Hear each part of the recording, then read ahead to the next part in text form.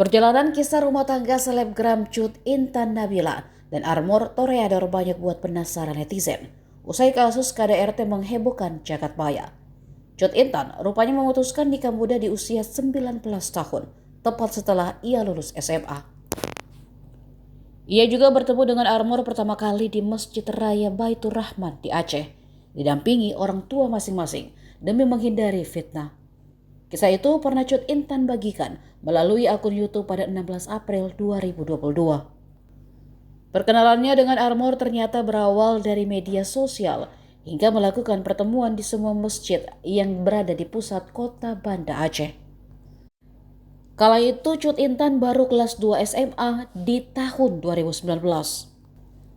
Usai bertemu, keduanya tidak langsung menikah, melainkan membuat komitmen untuk menjaga hubungan menuju pernikahan.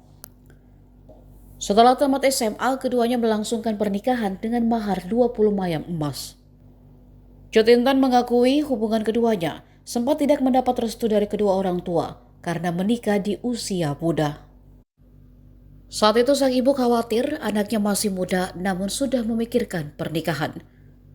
Namun Cut Intan yang sudah terlanjur cinta dengan Armor berusaha meluluhkan hati ibunya. Hingga seminggu sebelum sang ibu meninggal, restu itu didapatkan. Menurutnya, itu pertanda jika sang ibu ingin menitipkan anak gadisnya kepada Armor. Siapa sangka setelah 5 tahun membina rumah tangga, pernikahan Cut Intan berakhir dengan kasus KDRT. Dan kekerasan itu bukan hanya sekali dialaminya. Sang suami sudah berkali-kali melakukan KDRT dan juga sering ketahuan selingkuh.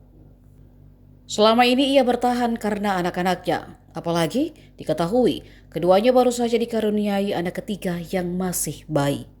Download Tribun X sekarang, menghadirkan lokal menjadi Indonesia.